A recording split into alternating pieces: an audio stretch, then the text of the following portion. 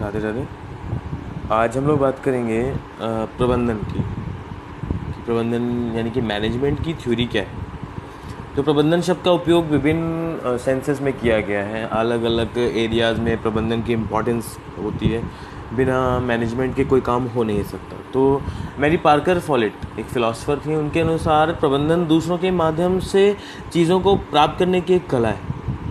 यानी कि दूसरों के माध्यम से कहने का मतलब है कि सोर्सेज, वो आदमी भी हो सकते हैं, वो रॉ मटेरियल्स भी हो सकता है, वो कोई एजेंट्स भी हो सकते हैं, वो उनको कैसे कंप्लीट करना है, ये मैनेजमेंट है आपका। ठीक है। फिर बात आती है हेरोल्ड स्कून्स का कहना था कि प्रबंधन औपचारिक रूप से संगठित समूह में लोगों के माध्यम से और उनके साथ काम करने की कला है। कून्स ने यह भी कहा कि प्रबंधन संगठन में काम करने वाले लोगों के सहयोग से काम कर रहा है। ठीक है। उपयुक्त परिभाषाओं के अनुसार प्रबंधन उन लोगों के माध्यम से चीज़ों को प्राप्त करने की कला है जो प्रबंधक या गैर प्रबंधक दोनों हो सकते हैं। ठीक है। यानी वो मैनेजमेंट से रिलेटेड भी हो सकते हैं और मैनेजमेंट से रिलेटेड नहीं भी हो सकते हैं। तो मुख्य कार्यकारी के स्तर पर कार्यात्मक प्रबंधकों के माध्यम से किया जाता है।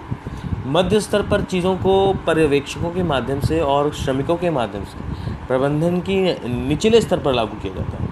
मानव और तकनीकी कौशल चीज़ों को प्राप्त करने के लिए एक महत्वपूर्ण भूमिका निभाते हैं। तो फिर एक कथन है कि एक संगठित जीवन के लिए प्रबंधन आवश्यक है।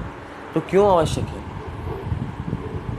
एक अच्छा प्रबंधन सफल संगठनों की रीढ़।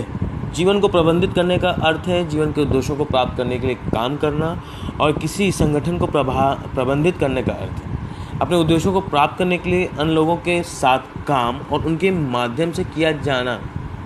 ठीक है। ये प्रबंधन कहलाता है। प्रबंधन एक कला है। ठीक है।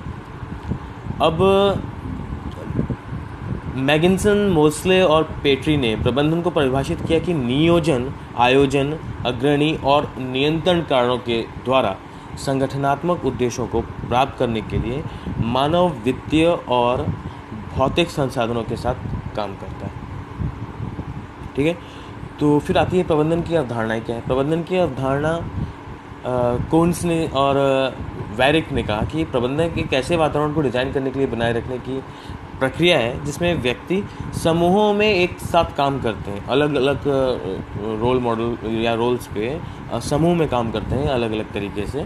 ठीक है। और कुशलतापूर्वक चयनित उद्देश्यों को पूरा करते हैं। क्रेटनर ने बोला कि प्रबंधन बदलते परिवेश में सीमित संसाधनों को कुशलता से उपयोग करके संगठनात्मक उद्देश्यों को प्रभावी ढंग से प्राप्त करने के लिए दूसरों के साथ और उनके माध्यम से काम करने की एक प्रक्रिया है।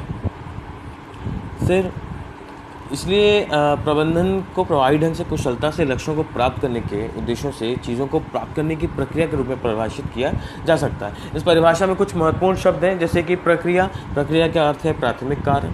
ठीक है। दूसरा है प्रभावशीलता अंतिम परिणाम से संबंधित है कि क्या प्रभाव पड़ेगा। ठीक है। फिर है कुशलता या दक्षता।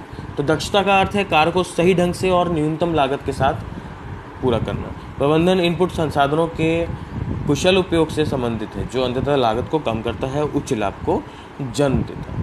फिर है प्रबंधन के उद्देश्य क्या है। प्रबंधन का उद्देश्य पहला है संसाधनों का उचित उपयोग।